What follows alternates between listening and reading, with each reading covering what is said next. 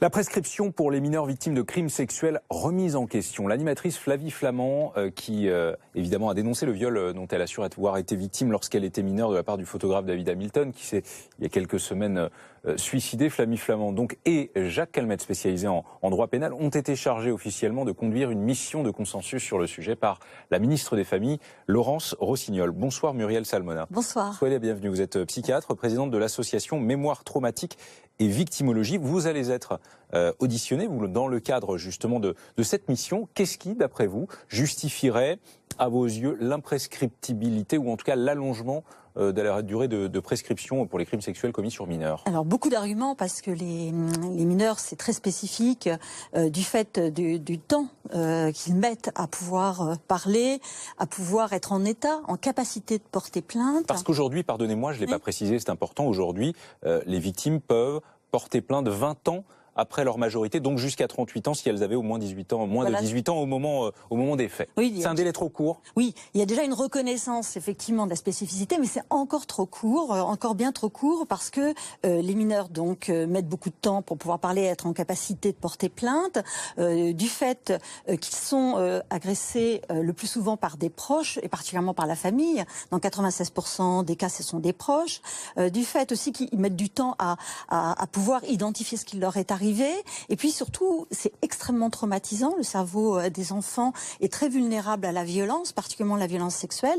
Et ils vont développer une mémoire traumatique et une dissociation traumatique qui va les empêcher de se souvenir ou en tout cas d'avoir la représentation, de ressentir ce qui s'est passé par mécanisme de sauvegarde. C'est-à-dire le cerveau en fait disjoncte pour les protéger et ils vont être en anesthésie émotionnelle et dans. Et il y a un double effet traumatique. Voilà. Au final, si la personne se rend compte qu'elle ne peut plus porter plainte au moment où elle serait en capacité de le faire. Tout à fait, parce que du coup, ça peut arriver 10 ans, 20 ans, 30 ans, 40 ans après les faits.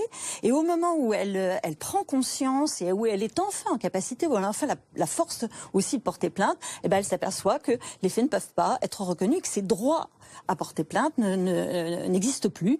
Et ça correspond aussi à une impunité pour l'auteur. Il y a des singularités dans tout ce dont on parle là. Il y a la singularité de la minorité, il y a la singularité du crime sexuel et il y a la singularité du crime sexuel commis sur mineur. Voilà. Par exemple, le crime sexuel commis sur mineur se fait souvent, vous allez me le confirmer, dans un cadre familial, c'est ça? Oui, dans plus de 50% des cas, c'est un cadre familial. Et dans 96% des cas, de toute façon, ce sont des proches. Donc les enfants sont sous emprise directe. Hein, ils peuvent effectivement subir des pressions, avoir des liens affectifs extrêmement complexes. Et puis, ils vont être aussi en contact avec les agresseurs pendant très longtemps. Et quand on reste en contact et qu'on est extrêmement traumatisé, qu'on a subi des violences, à ce moment-là, le cerveau continue à mettre en sauvegarde la personne et du coup à créer cette dissociation traumatique, cette anesthésie émotionnelle qui va être à l'origine des amnésies traumatiques. Il y a un mouvement législatif sur ce sujet actuellement. Alors oui, j'avais été auditionnée dans le cadre de la commission des lois pour la prescription. Ce qui va théoriquement être voté le 12 janvier, c'est un doublement en fait des délais de prescription pour les crimes et les délits en général. Donc on va passer de 10 à 20 ans et de 3 à 6 ans. Mais malheureusement, n'a pas été retenu ce qui avait été voté au Sénat, l'allongement de la prescription, qui était déjà un allongement pour porter de 20 ans à 30 ans le délai. Pourquoi d'après vous? Je ne sais pas, ça je n'ai pas compris, parce que pourtant c'était tout à fait possible, au moins cet allongement-là était tout à fait possible. L'imprescriptibilité, ici sont opposés parce qu'ils veulent que l'imprescriptibilité soit uniquement consacrée aux crimes contre l'humanité, mais c'est discutable, mais bon, voilà pourquoi. Et donc, a priori, on n'aura pas d'allongement de la prescription. Et ça c'est vraiment dommage, parce que c'est vraiment une atteinte aux droits de toutes les victimes, et on se retrouve dans des situations où quand des viols et des agressions sexuelles ont été commis sur plusieurs années par une personne sur plusieurs enfants, on se retrouve comme avec la parole libérée par exemple, avec des personnes adultes qui peuvent porter plainte et d'autres qui ne peuvent pas porter plainte pour les mêmes faits avec le même auteur. C'était le cas aussi pour l'école en bateau. Et ça c'est absolument, en tout cas, c'est pas justifiable. La mission que vient de lancer la ministre des Familles ne risque-t-elle pas de révéler un diagnostic déjà connu en fait?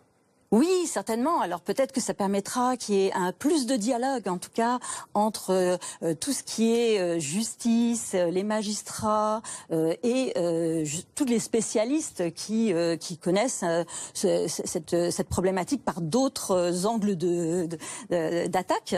Je pense qu'il y a une méconnaissance des troubles psychotraumatiques, une méconnaissance des conséquences de cette amnésie traumatique, de la dissociation, qui doit être prise en compte absolument pour tous les crimes sexuels, d'ailleurs, en général. Merci beaucoup, Muriel Salmona. Merci beaucoup.